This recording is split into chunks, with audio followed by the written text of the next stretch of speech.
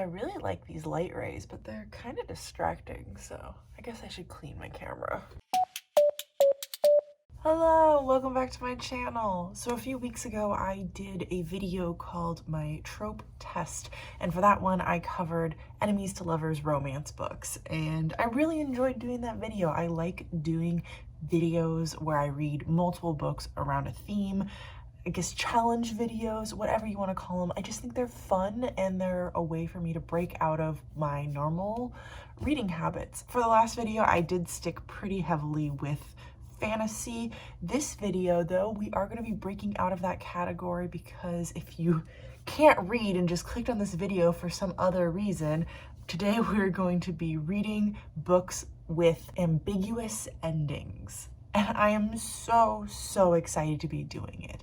The other day, I finished reading the audiobook for Sadie, and I really freaking loved it. And it got me thinking that I realized one of my favorite things in books is open-ended books, ambiguous endings, anything like that. I realized then that maybe I should go out of my way to try and read some ambiguous endings in some genres that aren't fantasy to see if maybe I absolutely love anything that has an ambiguous ending or if it does have to be something that's actually good. So today we're going to be reading 6 books with ambiguous endings, and I will talk you through them really quickly. But first, before we do that, I want to discuss with you a few of my favorites that I've read that won't be read in this video, so that if you want some more recommendations, you can go and find them.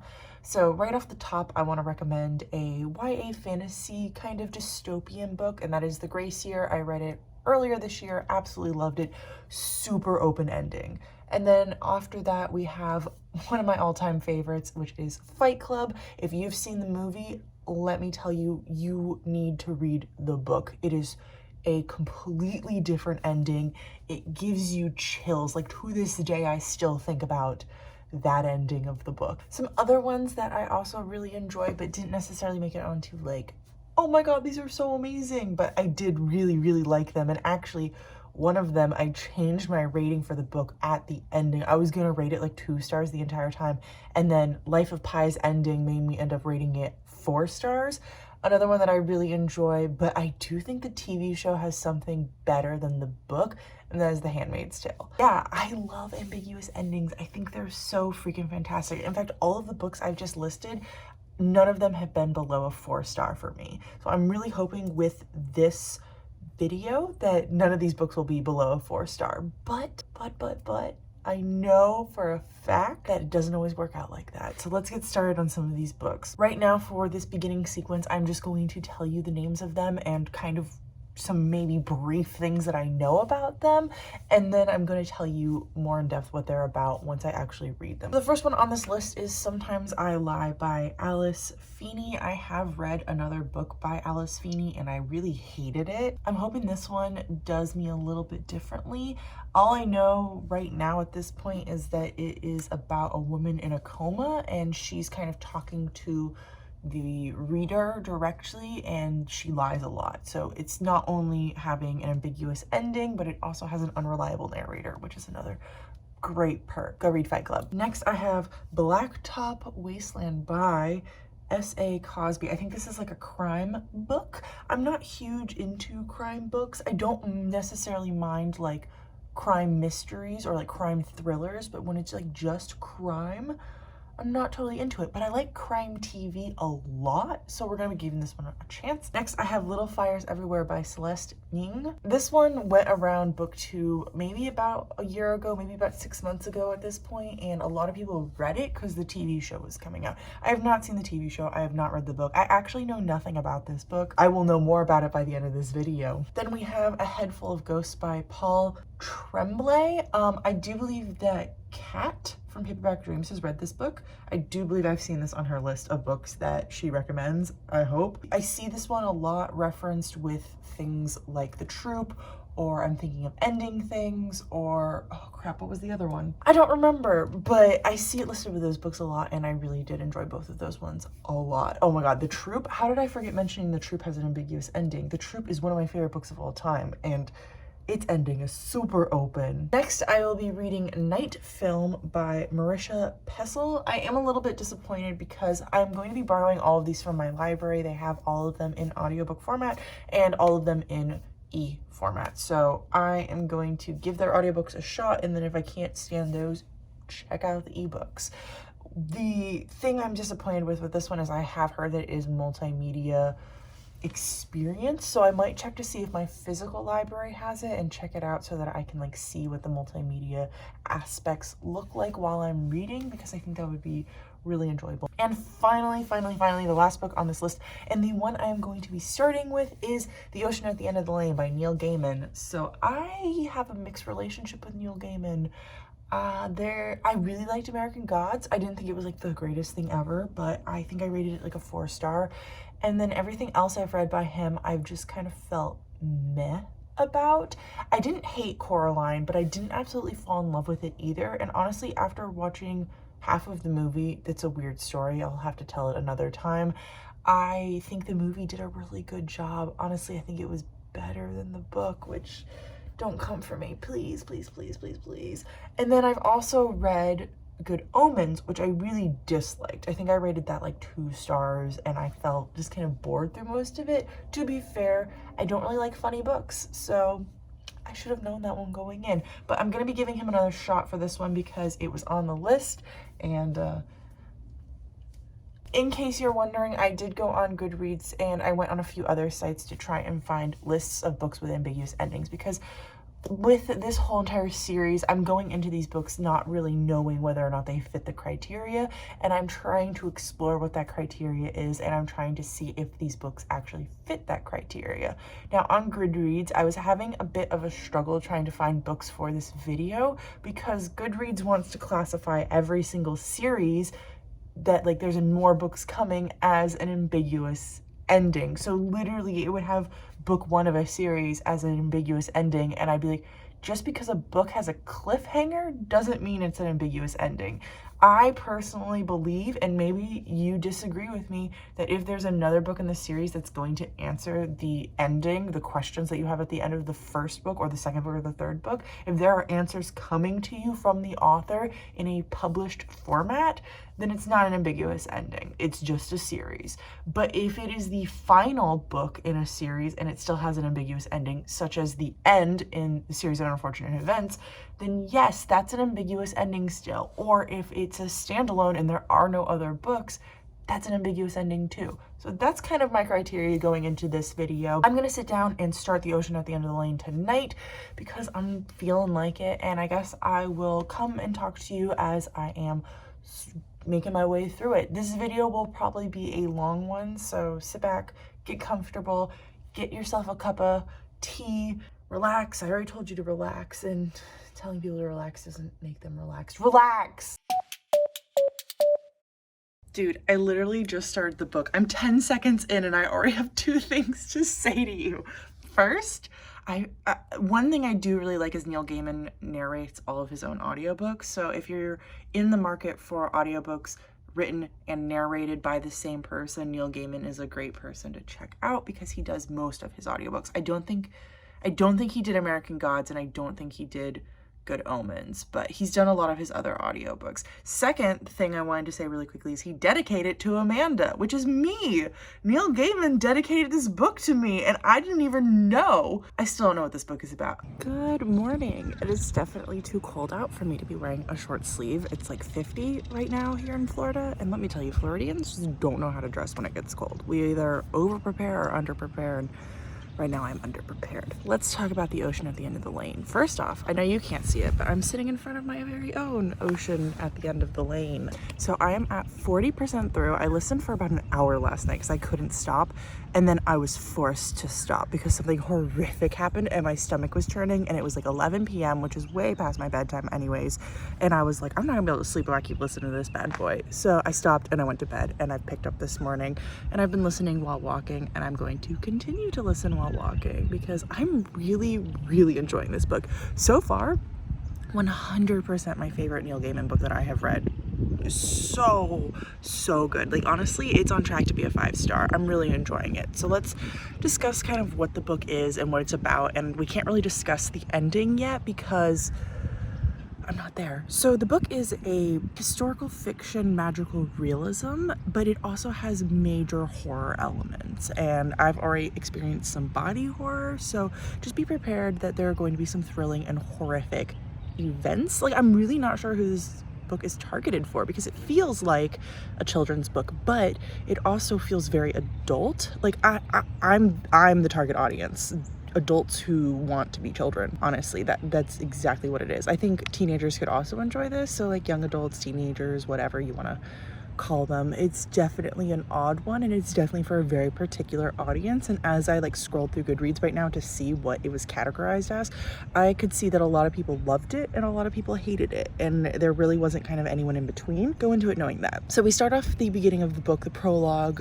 This adult comes back to his childhood city home, and I believe it's because there was a funeral. They didn't actually say that, but there was a lot of words that indicated he was there for a funeral. And then he decides to go back to his childhood home, and when he gets there, all of a sudden he realizes that he had all these repressed memories, and they all flood him at once. And then chapter 1 starts, where we go into his memories and we see his childhood, and his childhood is him growing up on this, like, I don't know exactly what age it is. I'm thinking like 1950s to 1980s. I'm really not sure how, like, when this is taking place, but he's living in England, and he's living with his family on this kind of like rundown farmhouse, and his family is losing money, and so they are trying to work the best they can, and their car is stolen one day, and when they find it, there's a dead body in the back, and the dead body is from this man who was low on money, and he meets these, like, I don't have a word for them, so I'm going to call them witches, that live in this farm near him,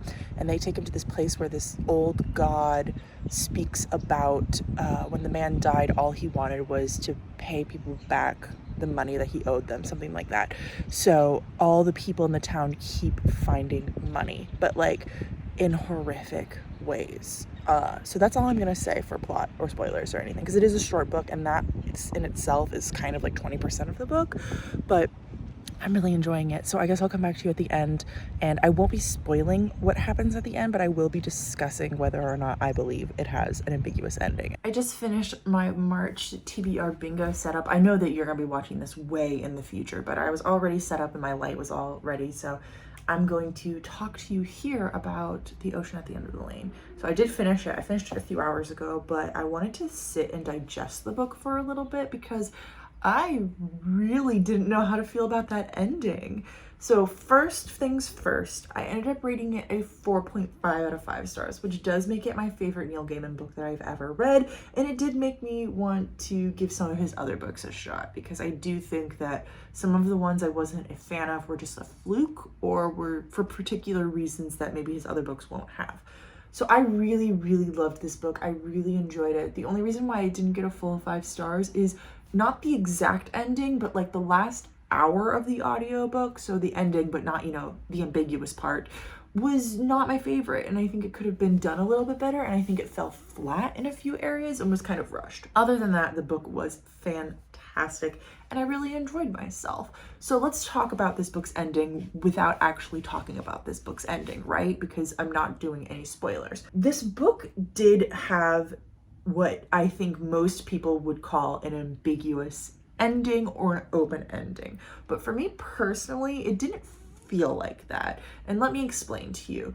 The book ends with our main character in some type of loop. So because of that loop, we know how they are going to continue moving forward. We know that certain things are going to happen again, and certain things are going to keep happening again and again. Saying that, it did leave you with the impression that one day the main character is going to get out of that loop and things are going to change.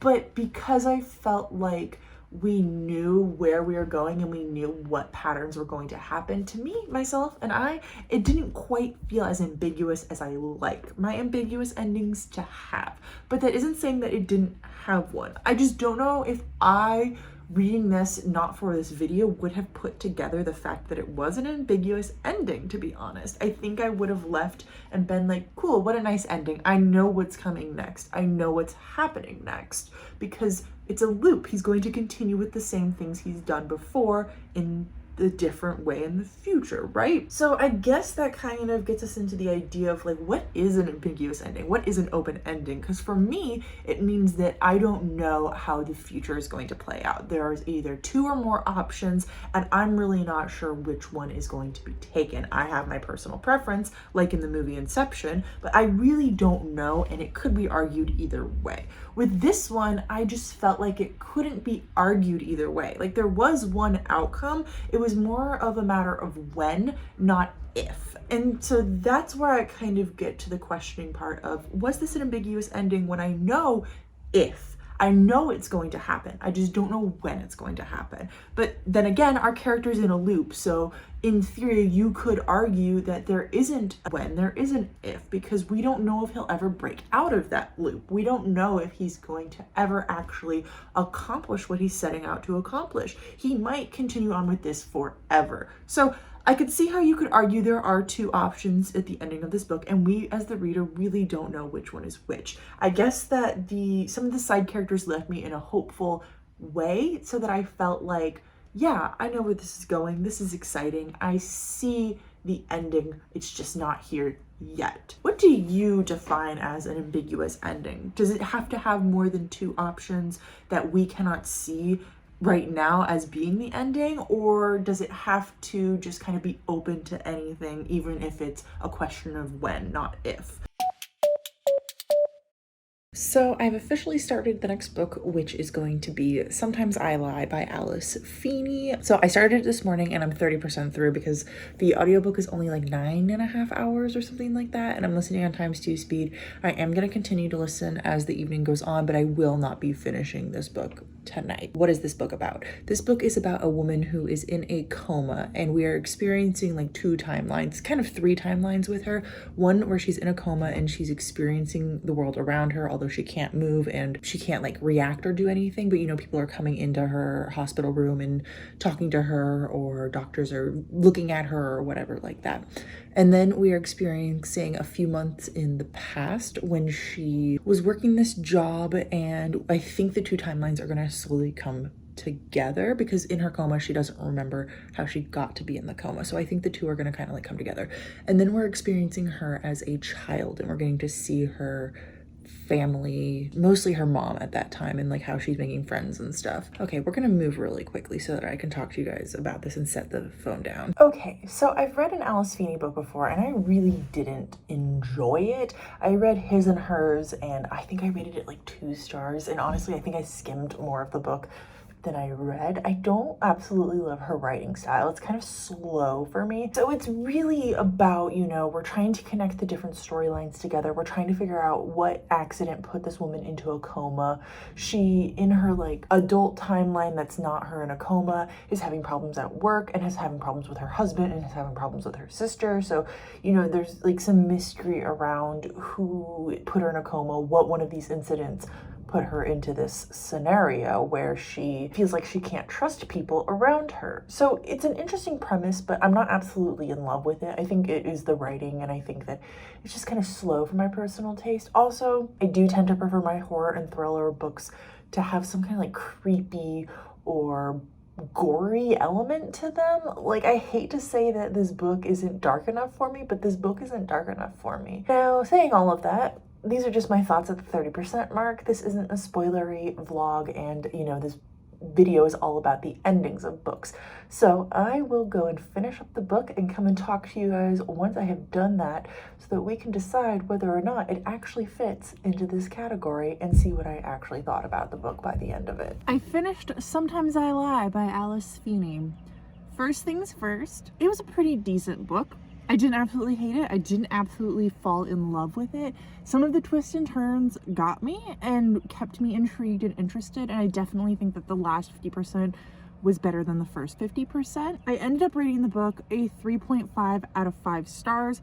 I think that there were some issues with some fat phobia and a few other things that like weren't great, but I also understand that most of the times that those things happened, it was from the perspective of a 10-year-old child, and that sometimes 10-year-old kids can be like that. It is what it is. There was a very descriptive on-page rape scene that I just felt like it was really powerful, but I think back and I have to wonder how important it was to the story when it felt like the character who was raped never dealt with that information. Like, it kind of happened and it was used as a plot device, and then there was no after effects of this character feeling violated. I think that it was kind of thrown in there for shock value, and that's not great.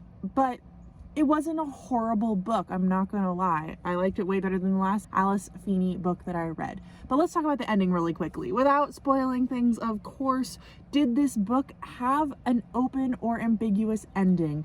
Yes, it did, but it definitely wasn't a large one by any means. There's a lot that happens. There's a lot of things I can't spoil for you. There's a lot of things we can't discuss here, but there was an open ending. You're kind of left with this idea of like, oh my God, is a certain character still alive or not? It was done in such a way though that for me, it wasn't like such a big reveal and such a big plot twist and such a big like, it was just kind of like, oh, okay, book's ended. Let's move on. But I mean, I think that, yeah, by all means, this had an open ending. And honestly, I would say it, for me personally, it fits the category of ambiguous or open ending more than the last book I read, which is The Ocean at the End of the Lane. Even though I enjoyed that one so much more, just to put it into this category, it did a better job with the ending. Not saying that the ending is better, but you know what I'm saying, right? I wonder if I should be rating how well I think these books have done their ambiguous endings. If I had to rate The Ocean at the End of the Lane, I would give it a 3. It's like, yeah, it did it. It didn't not do that, but it wasn't quite what I wanted, or it wasn't quite what I was expecting when you say something's an ambiguous ending, right? This book was probably more like a 4 because, yeah, it did it, and it did it exactly how ambiguous endings are supposed to be done, but it was so small that, like, I wanted a little bit more. Hey, it's still me. I'm still here, and we're still talking in my car because I haven't left because I started Blacktop Wasteland, which is the next book that I'm reading for this challenge. I really think I need to listen to this book more before I come and talk to you about it, to be honest, but I'm gonna say a few things here really quickly. So in this book, we are following this man. I think he's in his 30s. He is a black man. I don't know exactly the time frame, but think 90s to early 2000s, and he used to be a getaway driver, and his family, I think he has 3 kids and a wife, and his mom is in a nursing home, and he runs a car shop, and they need money. The shop's not doing as well as he wanted it to do, and he needs to earn some money because his kids have expenses, his mother has expenses. It's an expensive world to live in, and he's been taken advantage a few times by cops and white people, and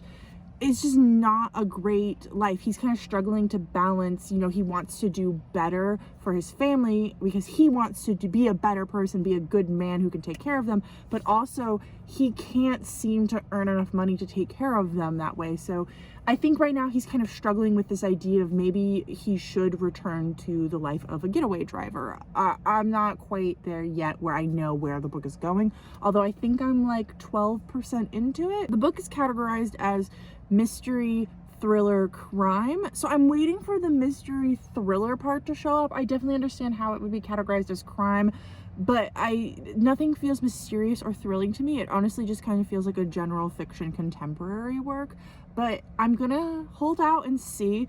I would say that my intrigue is low for the story. This isn't the type of genre, this isn't the type of story that I go out and read. I really don't enjoy contemporary works, especially if they don't have something magical pulling me in or something thrilling pulling me in. Like, I'm okay with contemporary thrillers or contemporary horrors.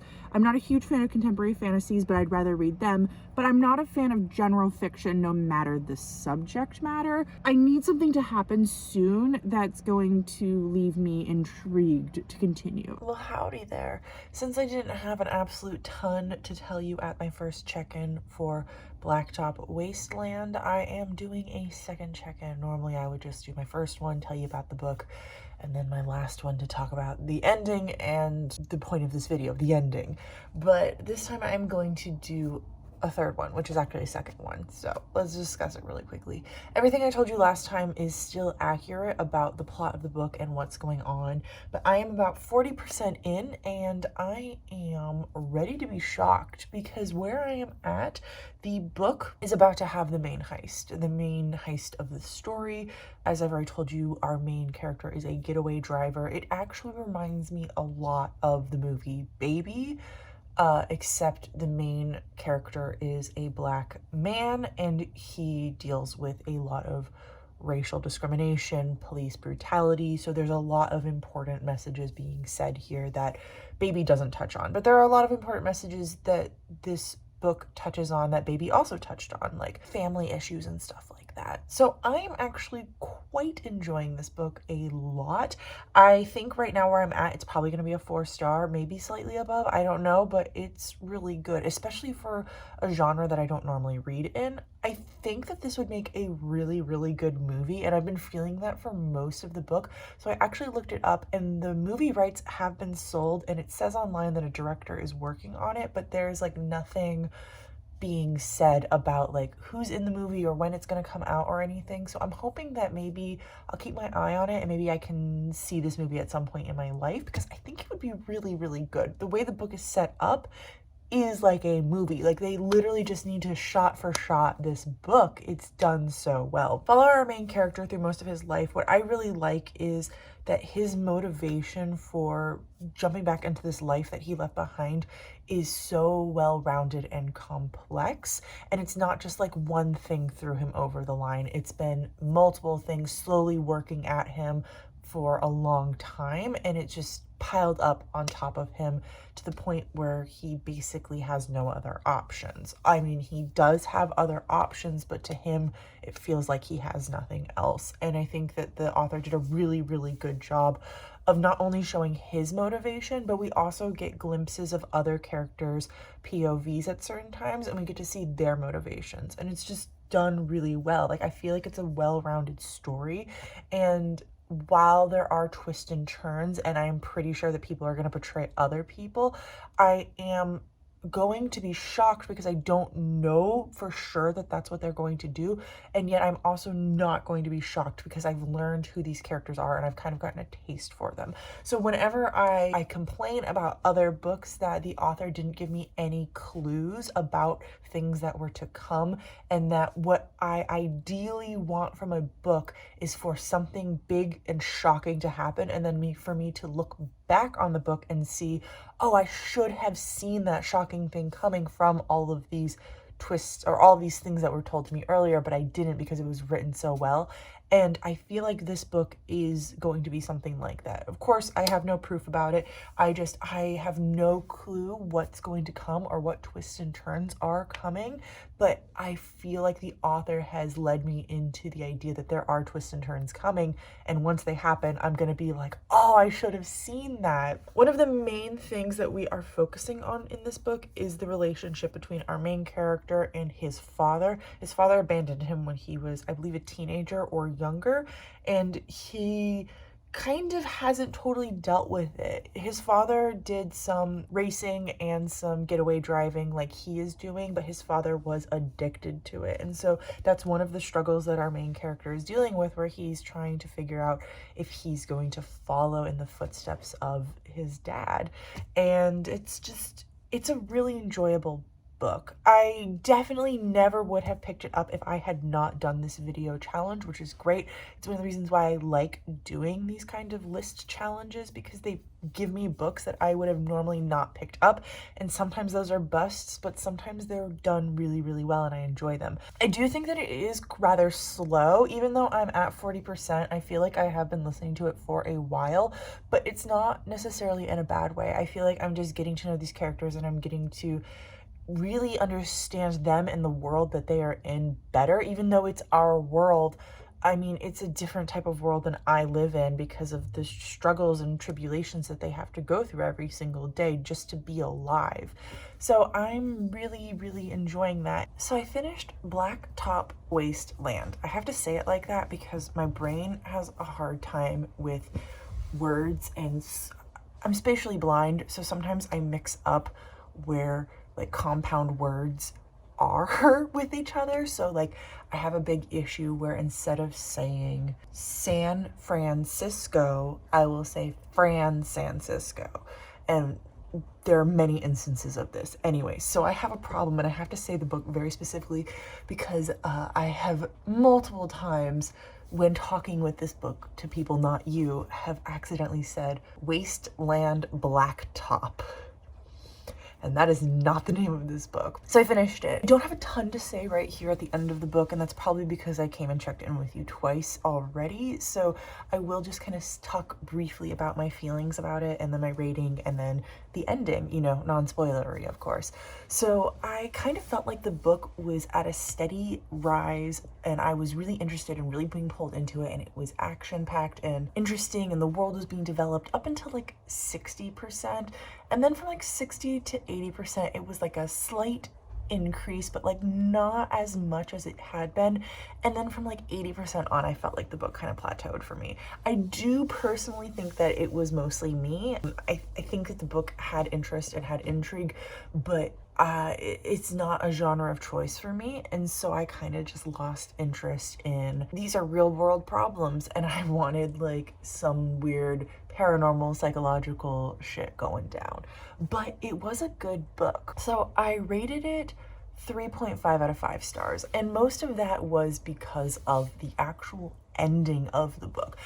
And by the ending I mean the last 20%, but the ambiguous ending at the end actually kind of made me rate it lower than I think I would have if it had had like a direct ending.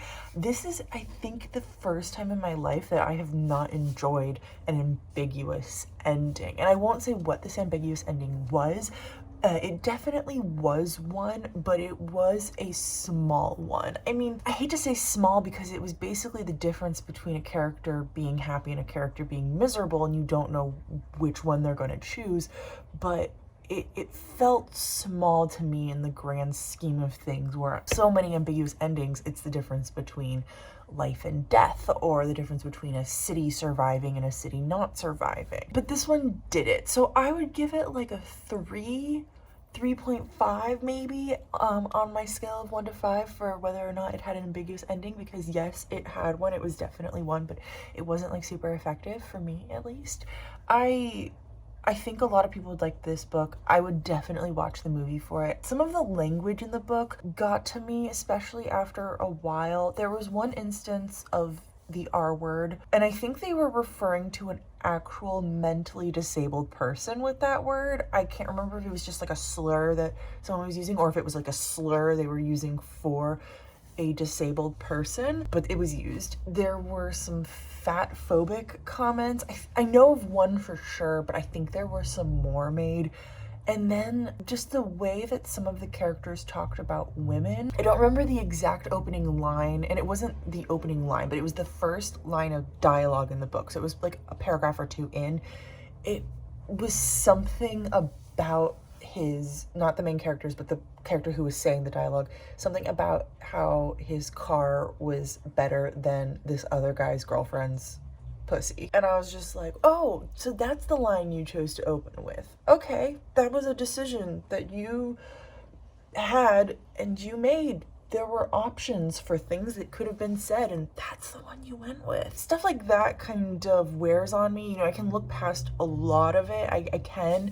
I've read books where it's had stuff like that, and I've been able to, you know, mark a book down half a point and be like, it was a good book, I just wish it wouldn't have had this language. And I feel like I'm kind of in the same boat with this one, where it was like, it was a good book, but I understand why some of the language was necessary when you're talking about certain people and just being realistic as to how some people talk in the world. But I think that there are times and places for it, and I think that your opening sentence might not be the place for it. Although, you know, having your opening dialogue sentence be something like that really allows the reader to know what they're getting into. Although I felt like that was probably one of the harder comments. So it was like, oh, you say that, and then the rest of the book there's comments, but they're not quite as vulgar as this one. I think the ending just kind of disappointed me, and I wish that wasn't the case, to be honest, but it is. I have officially started A Head Full of Ghosts, which is the next book in this series. So this book is a horror thriller. At first I thought it was going to be a haunted house story, but it is definitely not a haunted house story. It's in that weird category of books that I really enjoy, which is, here's a long ass title for it. I don't know if it's something psychological or something paranormal, but I'm spooked. And I've just found recently that I really like that kind of, is it paranormal? Is it the real world? And you don't really know until the end, or possibly never knowing if it has an open ending. That might be the open ending. I am 30% through the book right now. I am listening to it on audio, and I'm really, really enjoying it. I really love our main protagonist. I think she does such a good job, and I think she's so well written, and I think that she's very interesting to read about. So we're following her in two kind of different timelines. So we are following when she's an adult and this horrible thing has happened, and she's returning to her childhood home for the first time since this unknown horrible thing. And then we are following her as a child leading up to this horrible thing happening. And as a child, she is one of two daughters to this very middle-class family, and her older sister seems to be developing schizophrenic personality. I don't know how to call it, schizophrenia. That's what I'm trying to say. Her family is trying to figure out how to take care of her best, and they run very short on money. Get paid by this TV network to have cameras put on their house to watch this girl who people are not sure if she is schizophrenic or if she's making it all up or if she is possessed by a demon, and they're kind of trying to figure it out and investigate it. So in our main girl's older adult life, she's being interviewed by this woman for a book about the whole entire experience of having her childhood filmed. So it's really interesting. And then we're getting these snippets of this like vlog, I think it's a blog about the whole entire situation and how it relates to horror media. So like it relates it very well to The Exorcist or The Shining or The Ring or Blair Witch Project, and it kind of has some connections to those. I think those are all movies. I mean, some of them are books and movies, but I've learned in years past that I really enjoy horror audiobooks, but I don't like necessarily reading horror books, and I cannot tolerate watching horror movies. So all of these references to these horror movies are kind of going over my head at this point because I don't watch them and I'm too afraid to do it. But there's something just absolutely perfect for me about horror audiobooks where I'm being read this story, and it's usually very terrifying, and it's done in the right way with the right emotions, and it just really gets me into it. But I haven't read a ton of horror, to be honest. I started reading horror about 3 years ago, and when I say I started reading it 3 years ago, I mean that 3 years ago I read one horror book, and then 2 years ago I probably read two, and then this past year, so 2020 leading into the beginning of 2021, I've been picking up a few more, and I've been really enjoying them. I'm starting to bring them into my reading habits, at least like one a month if I can, because I think it's a really nice change from my normal fantasy all the time. And I think it sometimes if I'm in a reading slump, doing like a really short horror book is a great way to bring me back into it. A Head Full of Ghosts is a great one so far. Leading up into where I'm at, so I'm right at 30 to 40%. I'm at chapter 16, and I was kind of feeling like it was going to be a 5-star read. Like, it was that enjoyable, but something happened 2 or 3 chapters ago where I was like, I don't like that, didn't like that at all. Probably will be a 4-star, but we'll see how it goes. If the open ending is done well enough, that can always change my opinion about how to rate a book. I swear that's what this whole entire video idea is about, is to see if I rate books better by the ending of them. I should almost like read 90% of a book and rate it for you all, and then read the last 10% and tell you what my final thoughts are and like actually what I rated it, to see if my rating changes a ton because of the open ending. That's a cool concept for a future video. I finished A Head Full of Ghosts. The first 75% of the book was so good, and I really enjoyed it.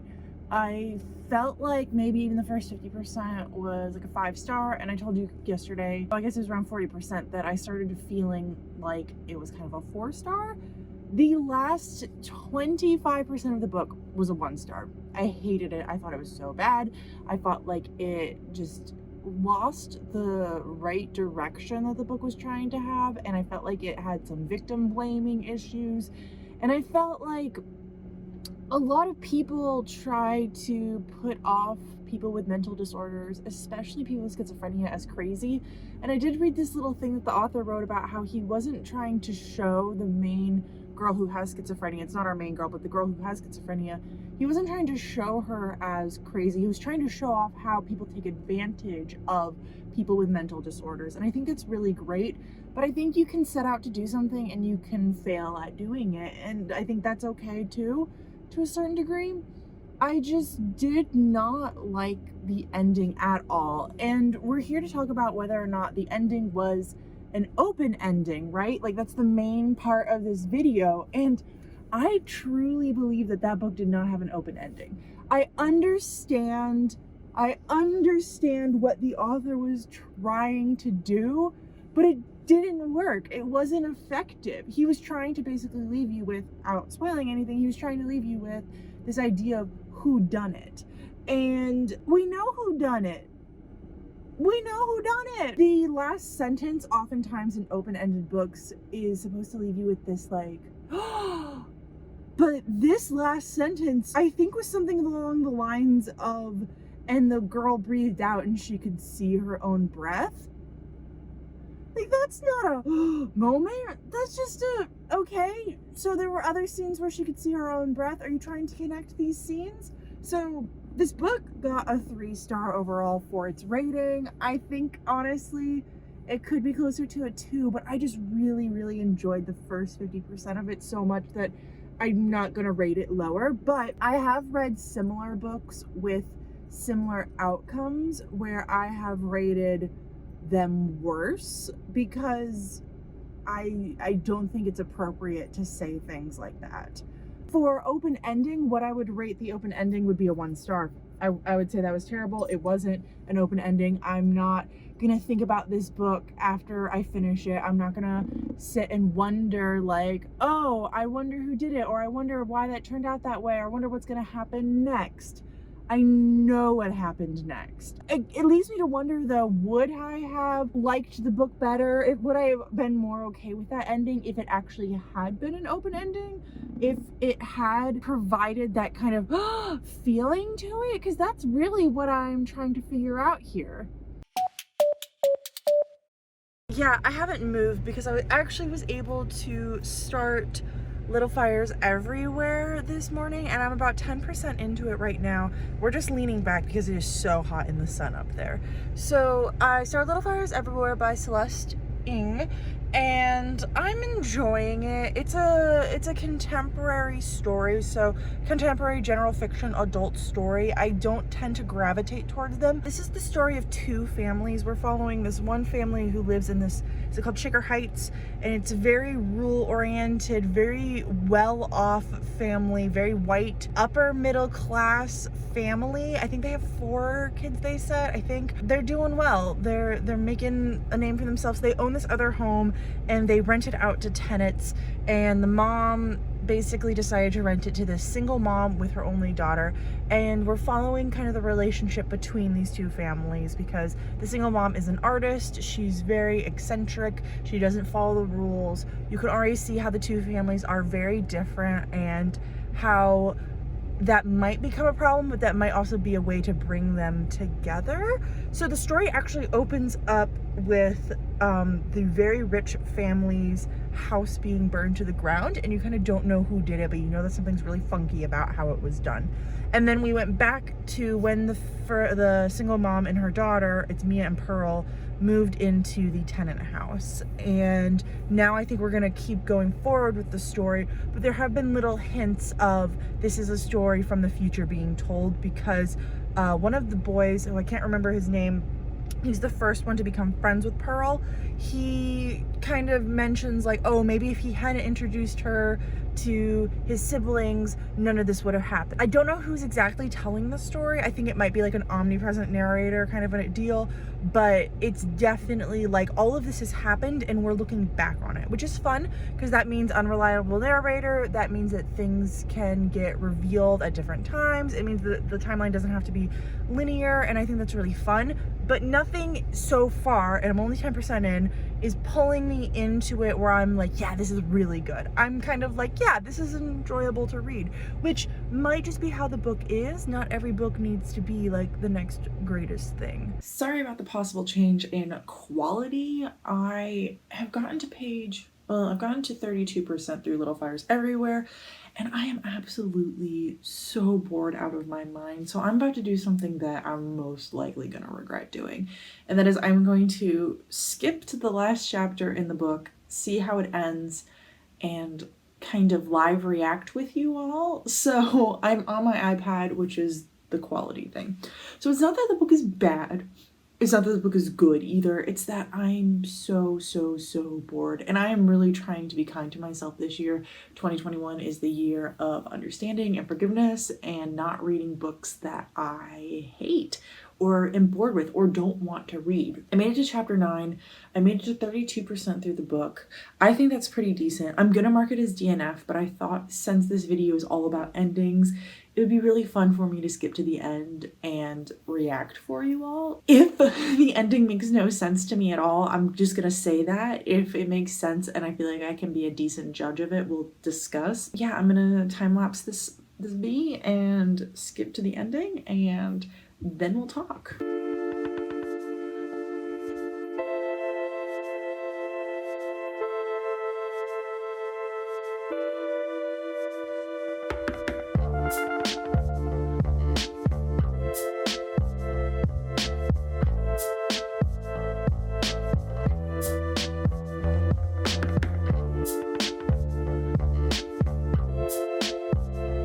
Okay, I finished. I'm actually really glad that I skipped to the end and did that, because I do truly fully feel like I can talk about whether or not the book has an open ending, and I truly feel like I understood 90% of what happened in that chapter. So I am gonna mark it as a DNF. I'm not gonna rate it, but I would rate that open ending as a 2-star. Earlier in this video, I talked about the different types of open endings and how there are some where it's open because you're not fully sure. I don't remember exactly how I worded it, but you're not, like, you know what's gonna happen, but you don't know when. Whereas some open endings, you don't necessarily know anything about what's going to happen. This book was very much one of those first categories where it's you know what's going to happen, but you don't know when it's going to happen. And for me, I just don't view those as open-ended books because you know what's happening. You know it's going to happen. It's just a matter of today or tomorrow or maybe the day after or maybe a few years from now, but it's happening. I'm glad I finished it. I'm glad I can discuss it with you all. I'm really disappointed that I didn't absolutely love the book. I know going into adult contemporary general fiction that I don't love it, but for this video I really wanted to try some different genres out. I kind of knew if I was going to DNF one, it was probably going to be this one.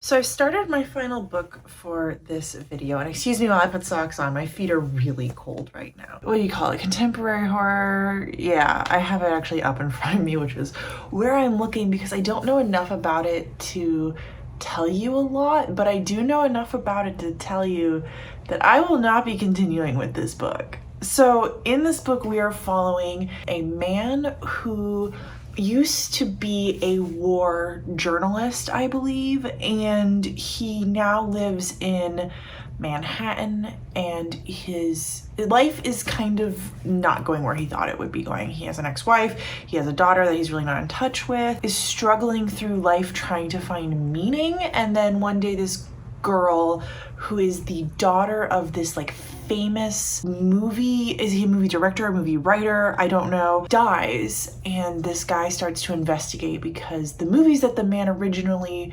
produced were all very odd and eerie and dark. They're starting to question if the girl's death was a suicide or a murder or something like that. I just couldn't get into the book at all. First off, it was really slow, and I actually can get past really slow books, especially like contemporary or horror books. I find I don't mind them to be so slow. Like I prefer my fantasy a little bit faster paced than I prefer some other genres, but it just was in a way that it wasn't eerie or like adding to the environment. It was just, I was getting extra extraneous information that I didn't need over and over and over again, and I didn't care. I think maybe I would have felt slightly different if the book hadn't opened up in like a really long prologue, which I know going forward I just skip really long prologues, but I did that for this one. I read part of the prologue and couldn't get into it, so I skipped, and then I couldn't get into the story. The man is just not someone that I cared to read from his perspective through an entire book. I don't read many books where the main protagonist is male or where the author is male. I've noticed that about myself recently. Over the past few years, I really do tend to gravitate towards female or non-binary authors and female or non-binary main characters. And this definitely was just the case of that, where I just couldn't get into him. There's this multimedia format, but everything was written in like newspaper articles, and the newspaper articles, I just felt like we didn't need so many of them. Like they were cool, they were a fun addition, but there were so many of them, and they all pretty much were saying the same thing over and over and over again. So I decided to DNF, which I hate doing because I hate DNFing books for secret TBRs or for videos. It's just not a fun thing to do. And after I like DNF'd Little Fires Everywhere, it just felt like I was DNFing books left and right for a little bit there. But I think it was the best decision, and I think that in the end I'm gonna be really glad I did it. With Little Fires Everywhere, I ended up skipping ahead to the last chapter and listening to it and kind of letting you guys know a little bit about its ending. But I felt like with Little Fires Everywhere, I had gotten the gist of the book, and that I just didn't want to listen to 70% more of it to get to the ending. Whereas with this book, I really don't think I got enough of the gist of the book for me to be able to do that and talk about the ending. So this video just has 5 books in it, I guess. Let's do a quick recap. So I started out the video by listening to The Ocean at the End of the Lane by Neil Gaiman, and actually, hold up. I loved this book so much. Oh my God. Oh my God. I loved this book so much that I ended up actually picking it up and buying it because it was just so good. I ended up rating it a 4.5 out of 5 stars after everything was done and said, and I'm really happy with me having actually read this book. I think the open ending at the end wasn't everything that I want from an open ending in a book. I think that it could have been more open-ended, but it was a really good story and I enjoyed reading it, and it's my favorite Neil Gaiman book that I've read so far. So I recommend this outside of this video. I recommend this book just in general as a good book to go read. Next, I read Sometimes I Lie, which I ended up rating a 3.5 out of 5 5 stars. I really liked the ending of this. I think the most out of all of the open endings that I read, but I still don't think it was like the greatest open ending book that I have read ever. I think this was a pretty decent thriller. I think there were parts of it that I enjoyed more than others, and I do think there were parts of it that were extraneous and weren't handled super well.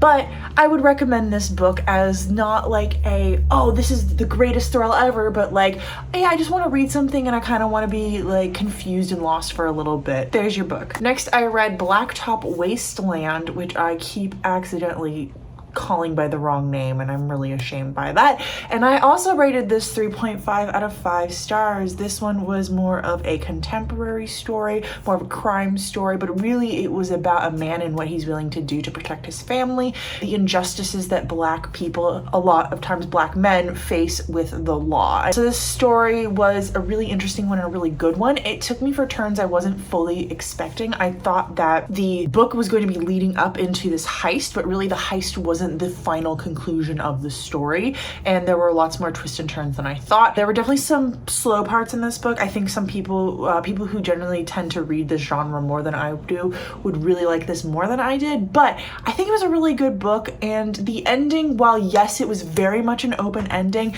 wasn't the like hook that I wanted necessarily. So I got a little picky for no reason all of a sudden. Next, I picked up A Head Full of Ghosts, which I loved until I didn't, and this was another horror thriller, and I think this one I would recommend to people who really love like possession stories, which I think I'm not a fan of. I'm also not a huge fan of the turn that this book took talking about mental health. I think it could have done a lot better of a job. I really love stories where you're not sure if it's paranormal or if it's real, and this book definitely had those themes in it, but I didn't like what it had to say about those things and what it had to say about mental health in the end. And I know that it's simply that the author just missed the mark for me, because he did talk a lot about how he was trying to uplift mental health and how he was trying to talk about the injustice and the way that lots of churches have taken advantage of people with mental health in the past. So I get it, but the ending lost me, and I feel like it just led to a lot of victim blaming. So I ended up rating it 3 out of 5 stars. I'm still kind of on the fence about this one. Like sometimes I do think about rating it down to 2 out of 5 stars, but I really, really loved the first 50% of the book. One of the things it had that really stick with me, and is something that I love in thrillers and horror, is the stories being told from the perspective of a child. I just think that's something to make your story done really well, because you already have this confusion of children not understanding the world the same way adults do, and then adding the confusion of whatever horror or thriller element you're talking about. It was just really good. Next, I read Little Fires Everywhere, which I made it about 35% through the book and then ended up reading the last chapter, so let's just call that an even 40% that I read. I didn't love this one just because of how slow it was. I think that this would be a really good movie that I would watch. It's really interesting. I tend to like genres different in movies, TV shows, and books. So I don't even know, honestly, if I would watch the TV show for this. This is a TV show, right? This got adapted into a TV show? Yeah, not a movie. So I don't even know if I'd watch the TV show for this, because the TV show is not the genre that I normally would watch, but I would watch this if it was a movie. So that's super confusing and not helpful at all. I think that this story was really good and had a lot of potential, and I think that a lot of people will really, really love it, and maybe at some point in my life I can give it another shot when I'm in a better mindset or a different mindset. But I was just bored and kind of slowed down, and I felt like I got what it was trying to say from very early on, and I didn't need to read the whole entire book to get the rest of what it was saying. I will say that the ending, I personally don't think had the greatest open ending. It wasn't hopeful, and it wasn't desperate, and it wasn't anything emotional for me. It was just kind of there, and I think a lot of people would probably disagree with me, and I think that's 100% fair. I think maybe if I had read the rest of the book, I might have been more emotionally attached to the ending, but I just felt nothing for the characters by the time I got to their end, and that's not a great place to sit. And then finally, I also DNF'd Night Film, which we just recently spoke about, and the fact that I didn't really like it at all, none, nope, nada. I actually looked on Goodreads right when I was about to DNF this to see, I like to look at people's reviews and see if maybe I should keep going, if people are saying like, oh, the beginning was kind of bad, but like it picks up or something like that. And a lot of my friends on Goodreads DNF'd this book as well because they just felt very similarly to me, and a lot of them DNF'd it at a later point in the book, so I felt nothing pulling me in to continue reading this, I'm not gonna lie. I do think this book is definitely the type of book that certain people would love, just not me. I have read books with men, like adult males as the protagonist. I've read horror and thrillers with adult men as the protagonist and loved them, so I don't want to like blame that as the main thing, but I think it was the type of man that this guy was. I just couldn't like care, and I didn't want to have to listen to him for, I think it was like a 23-hour audiobook. Which leads me to the end of this video. Let's really briefly, because I know this is a long video at this point, let's really briefly discuss open endings and kind of how I feel about them. First off, I'm really glad I did this video because I love open endings, and even though I didn't finish 2 of the books, I felt like I enjoyed most of these, even the ones I had problems with. It's sometimes fun to read for like a goal in mind, like something like this. I don't know if I can continue to say now that I will automatically rate books up just because they have open endings. So I think this video proved to me that all 4 of these books that I read, I didn't rate them any higher because of how their ending was.